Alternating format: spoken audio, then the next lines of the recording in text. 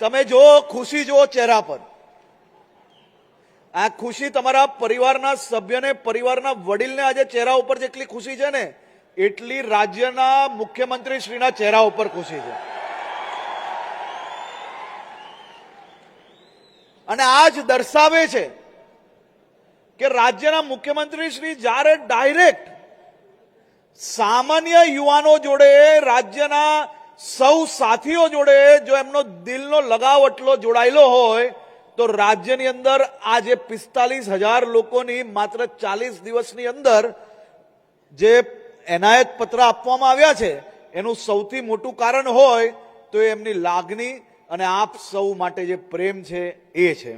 હું આદરણીય મુખ્યમંત્રી શ્રીનો ફરી એકવાર ખૂબ ખૂબ આભાર માનું છું.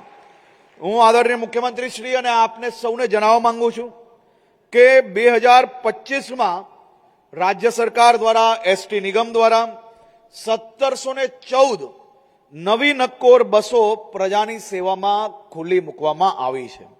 962 સુપર એક્સપ્રેસ બસો, 272 સેમી લક્ઝરી બસો, 350 મીડી બસો, 30 વોલ્વો, 100 એસી બસો અને આ જ પ્રકારે બસો જોડે જોડે બસ સ્ટેન્ડની વ્યવસ્થાઓ બી આપણે ખૂબ મોટા પાયે ઉમેરો કર્યો છે. 2025માં અમે 27 નવા બસ સ્ટેન્ડ અને ડેપોનું લોકાર્પણ કર્યું છે અને ભવિષ્યની તૈયારીના રૂપે 29 કામોના ખાતમુહૂર્ત કરવામાં આવ્યા છે. એટલું જ નહીં, 2320 કંડક્ટરોની પણ પારદર્શક ભરતી કરીને નિગમને મજબૂત બનાવ્યું છે. 365 24 કલાક આપણો વિભાગ કામ કરી રહ્યો છે અને ભવિષ્યમાં કામ કરીને 30 લાખ પેસેન્જરો સુધી પહોંચવા માટેનો આપણો સંકલ્પ જરૂરથી સાકાર થશે. આજે મારે તમારી પાસે એક વિશેષ અપેક્ષાઓ છે અને મને પૂરી શ્રદ્ધા બી છે કે આ 30 લાખ પેસેન્જરના ટાર્ગેટને આપણે રાજ્યના નાગરિકના હિતમાં આવનારા દિવસોમાં પૂર્ણ કરશો. સામાન્ય રીતે તમને અંદાજો નહીં હશે કે તમે એક એવા પરિવારના સભ્ય બનવા જઈ રહ્યા છો જે પરિવાર 27 લાખ પેસેન્જરને તો દરરોજ પોતપોતાના ગામથી શહેરો સુધી કે અવર જવર કરવા માટે મદદગાર થાય જ છે. પરંતુ તમને અંદાજો નહીં હશે કે આપણી એસટી બસો થકી રાજ્યના 9 લાખ વિદ્યાર્થીઓને દરરોજ ભણતર પ્રાપ્ત કરવા માટે ગામોથી શહેરો સુધી અને સ્કૂલો સુધી લઈ જવામાં આવે છે. તમે કલ્પના કરો કે તમે સૌ લોકો જો મહેનત વધારે કરશો અને આ 9 લાખની બદલે જો 10 લાખ સુધી પહોંચશો ને તો 1 લાખ પરિવારનું ભવિષ્ય બદલાવાના સાક્ષી અને ખૂબ મોટા ભાગીદાર તમે સૌ બી બનશો. આ 9 લાખ વિદ્યાર્થીઓ દરરોજ અવર જવર કરે છે. 32 લાખ કિલોમીટર, 8000 બસો અને આ બધું જ ત્યારે જ પોસિબલ થાય છે જ્યારે આપણો એસટી પરિવાર રાત દિવસ કામ કરે છે. મિત્રો, આજે આપની પાસે એક મોટી જવાબદારી છે અને સૌથી મોટી જવાબદારી એ છે કે આપણી બસોમાં, આ જ વ્યવસ્થાઓમાં આપણે ખૂબ ટૂંકા ગાળામાં લાખો પેસેન્જર કેમ વધારી શક્યા? આપણે આપણી વ્યવસ્થાઓની અંદર ઉમેરો કર્યો. આપણે બસ સ્ટેશન સફાઈની અંદર ભાર મૂક્યો. બસ સ્ટેશનના બાથરૂમો વધારે સાફ હોવા જોઈએ એના ઉપર ભાર મૂક્યો. 100% જગ્યા પર હજી સફળતા નથી મળી. આપણે લોકોએ સંકલ્પ લેવાનો છે કે આપણી જવાબદારી જ્યાં છે ત્યાં વધુમાં વધુ સ્વચ્છતા ઉપર ધ્યાન આપશો. આપણે જે બસ સ્ટેશનોમાં લોડ વધારે છે ત્યાં બાથરૂમ, ટોયલેટ વધારવાનું કામગીરીને આગળ વધારી છે. આપણી બસોને વધુમાં વધુ સ્વચ્છ રાખવાનું કામ કરી છે. આપણે આખા વર્ષ સુધી સંકલ્પ લઈને બસોની અંદર ફાટેલી સીટ હોય તો એને રિપેર કરાવી છે. ડેન્ટિંગ પેન્ટિંગની કામગીરી બરાબર ચલાવરાવી છે. ત્યારે આપણે એસટીની ઇમેજને વધારો કરવામાં સફળતા પ્રાપ્ત થઈ છે. હવે આજે આપ સૌ લોકોને રાજ્ય સરકારના ભાગ બનવાનો અવસર મળ્યો છે. પરંતુ જો આપણે એને એક સામાન્ય નોકરીની જેમ માનશો ને તો એની અંદર કોઈ નવો ફરક નહીં પાડી શકીએ. પરંતુ જેની જે જવાબદારી છે, અગર કોઈની જવાબદારી કંડક્ટરની હોય અને એ વ્યક્તિ જ્યારે અગર એક વડીલ સીડી ચડતા હોય બસના અને હાથ પકડીને જો એને સીટ પર બેસાડ લેશે તો એસટીનું નામ જરૂરથી ઉજ્જવલ થશે અને તમને સૌ લોકોને બી ભવિષ્યમાં આશીર્વાદ મળશે. આપણે આને એક સામાન્ય નોકરી નહીં માનતા. આપણે હજારો લોકોને પોતપોતાના સુખ દુઃખના સમયે એમને એમના સ્થાને પહોંચાડવા માટે કે ઝડપથી જે કોઈ જગ્યા પર જવાનું હોય ત્યાં પહોંચાડવા માટે આપણે જ્યારે સહભાગી બનતા હોઈએ ને તો એના સારા કામમાં ક્યાંક તમારું બી સારું કર્મ જરૂરથી બંધાશે. તો આપ સૌ લોકો સારામાં સારી કામગીરી કરો એવી આપ સૌને શુભ.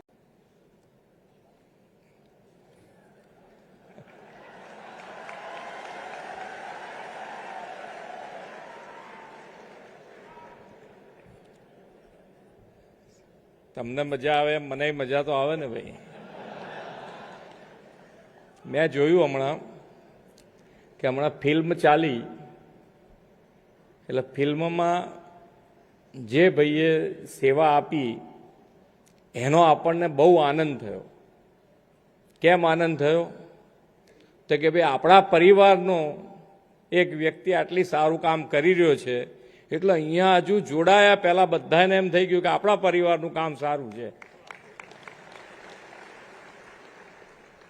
તમે જુઓ, તમે કોઈ પણ લગ્નનો કોઈકનો આલ્બમ જોતા હો તો શું જુઓ એની અંદર? ફટાફટ ફરે. પણ આપણો જો ફોટો આવે તો પાછો થોડી વાર ઊભા રહીએ કે હા હવે આ બરોબર લગ્ન, નહીં તો ત્યાં સુધી લગ્ન બરોબર નહીં. પણ એક આ સહજ સ્વભાવ છે આપણા બધાનો. આપણે આપણી સેવા સારી રીતે કરીએ એટલું જ દરેક જણને અપેક્ષા હોય.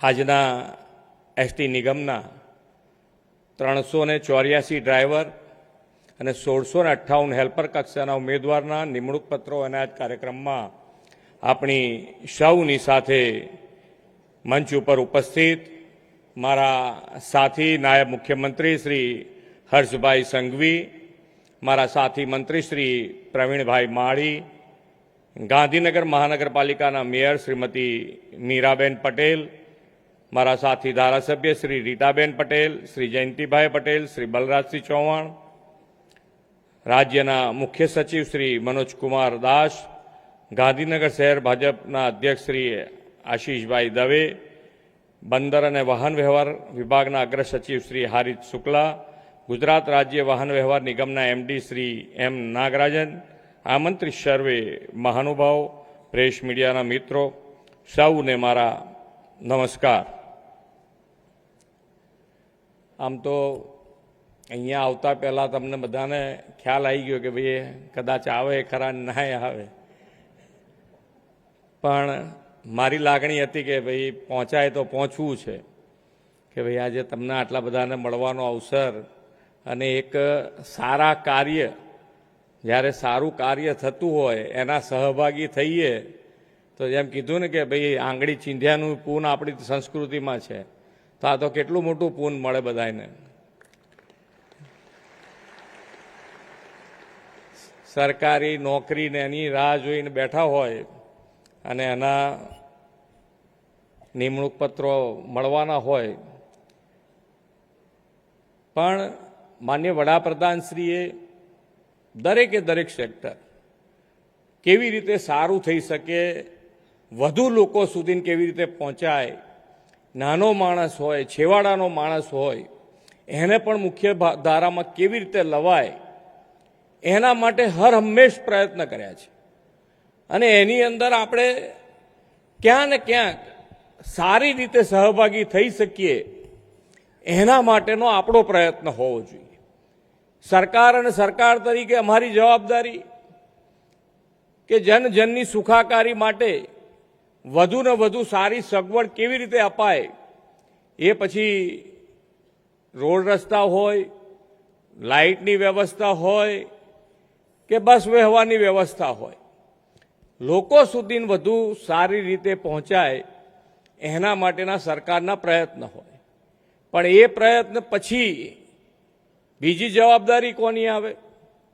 તો કે ભાઈ આ જે બધી વસ્તુઓ વસાઈ છે, સરકારે ઊભી કરી છે, એને સારી રીતે જો આપણે મેન્ટેન ના કરીએ તો એ આપણા બધા જ માટે, આપણે જોયું પણ છે, તમે તમારું ડિપાર્ટમેન્ટમાં અહીંયા આવતા પહેલા, એક્ઝામ આપતા પહેલાય તમે તમારું ડિપાર્ટમેન્ટ જોયું હશે કે કેવી બસો. એટલે ઘણી વખત આપણને એમ થાય કે બસનો અવાજ કરતાં વધારે એના સ્પેર પાર્ટનો અવાજ આવે, એવું એ આપણે બધાએ સાંભળ્યું છે.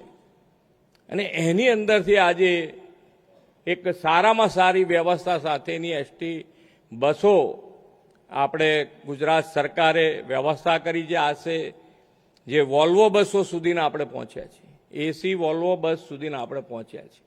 અને આ બધી જ વસ્તુ ખરીદ્યા પછી, બસોને બધું ખરીદ્યા પછી એને સારી રીતે કોણ ચલાવશે, તો એની જવાબદારી કોની? તો અહીંયા બેઠેલા સૌ મિત્રો આજે જે ઓનાયત પત્રો મળશે એટલે તમારી જર્ની શરૂ થશે કે ભાઈ આ બધી જ વસ્તુ સારી રીતે મેન્ટેન થાય. અને જેના માટે આ સેવા ઊભી થઈ છે એ લોકો દિન પહોંચવા માટે ટાઈમસર, અત્યારે તો લોકોને બધાને ટાઈમ ટુ ટાઈમ લોકો બધા ધ્યાન રાખતા હોય, તમારું ધ્યાન રાખતા હોય ને અમારું ધ્યાન રાખતા હોય કે કયા ટાઈમે તમે ક્યાં હતા એની તમને ખબર ના હોય, પણ એમની પાસે બધી માહિતી હોય કે તમે આ ટાઈમે તો અહીંયા હતા. હોય છે ને, તમે જાઓ એ પહેલાં તમારી રીલ પહોંચી જાય, અમે તો જઈએ પહેલાં અમારી રીલ પહોંચી ગઈ હોય. વ્યવસ્થા અત્યારે છે એનો ઉપયોગે થાય અને દુરુપયોગે થતો હોય. પણ આપણે ઉપયોગ અને દુરુપયોગમાંથી એ સારા ઉપયોગ માટે એનો ધ્યાન પર લેવાનું કે ભાઈ આપણે કદાચ છે ને કોકની ભૂલ આવી આપણા ધ્યાન ઉપર, તો આપણાથી એ ભૂલ ના થાય એનો પ્રયત્ન કરવાનો. આપણે કોઈ વસ્તુ નેગેટિવ લેવાનું થતું, આપણે પોઝિટિવ. અને એમાંય તમારી પાસે તો કેટલી મોટી જવાબદારી ગણાય કે બસની અંદર બેઠેલા તમામ મુસાફરો તમારા હાથમાં, તમારા ભરોસે નિશ્ચિંત બેઠા હોય, શાંતિથી. ઘણા નથી બતાવ્યું અંદર કે આરામથી ઊંઘી પણ ગયા હોય. કેમ ઊંઘી ગયા હોય? તો કે ભાઈ તમારા ઉપર ભરોસો છે કે ભાઈ કંઈ તકલીફ નહીં પડે, શાંતિથી જ્યારે સ્ટેશન આવશે ત્યારે આપણને ઉતારી દેશે, એ તમારો ભરોસો છે. એટલે તમારે તમારું જીવન, હવે તમારું રોજબરોજનું જીવન, ઘણી વખત આપણે કહીએ ને કે યાર કેમ આજે સવારથી ઉઠીને તું છાસિયા કરે છે, તો કે કેમ, તો કે ઘેર સવારથી કકરાટ આવ્યો તો એટલે. હવે એ તમારા જીવનમાં ચાલે? ના ચાલે. એટલે ગમે તે પરિસ્થિતિમાં તમારું જે બેલેન્સ છે, તમારું પોતાનું બેલેન્સ છે, એ જો સ્વસ્થ હોય તો ડ્રાઇવિંગનું બેલેન્સ સ્વસ્થ રીતે તમે ચલાવી શકો. એટલે તમારે તમારી જીવનમાં, અને ઘણી બધી મુશ્કેલીઓ દરેકના જીવનમાં પૈસા હોય ના હોય તો પણ આવતી જ હોય છે. પણ આપણે એ બધી પરિસ્થિતિમાંથી શાંત મગજે જે આપણી જવાબદારી છે એ નિભાવવા માટેની સક્ષમતા કેળવવી પડે. અને એ કેળવેલી હશે તો તમે જે સેવા આજે લઈ રહ્યા છો એ સેવા ખૂબ સારી રીતે નિભાવી શકશો. અને એ તમે જે સેવા નિભાવી રહ્યા છો એની ઉપર સરકારની ઇમેજ પણ બનતી હોય છે કે ભાઈ ના સેવા જે આપે છે ટાઈમસર મળે છે, રોજ જે આવે છે રોજ ટાઈમસર આવે છે. તો એ બધાએ આજે અહીંયાથી ના કીધું, હમણાં હર્ષભાઈ કહેતા હતા કે ભાઈ આજે વિદ્યાર્થીને એક્ઝામ હોય ને એક્ઝામ વખતે તમે ટાઈમસર ત્યાં પહોંચાડો અને સહેજ મોડું થયું હોય તો એની કેટલી બધી એની હાર્ટબીટ વધી જાય કે સારું આ શું થશે. અને તમે જ્યારે એક્ઝામ આપવા ગયા હતા ત્યારે તમારે કોઈ એસટીમાં તો ગયા હશો ને ક્યાંક, કે નહોતા ગયા? તો એ ટાઈમસર પહોંચાડ્યા હતા ને કે આગલે દિવસે રાત્રે પહોંચી ગયા હતા?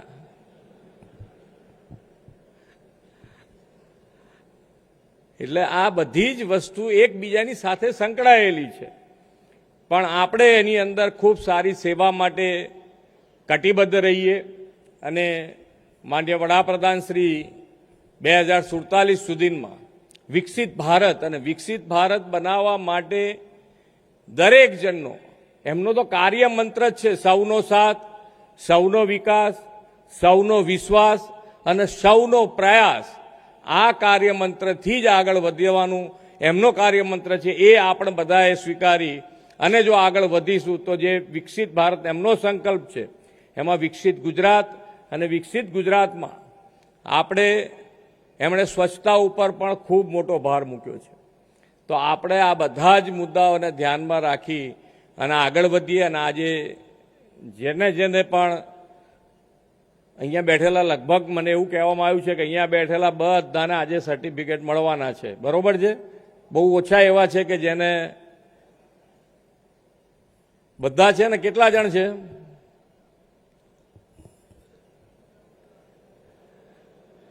અહીંયા થોડા વાહ ભાઈ વાહ, ચાલો.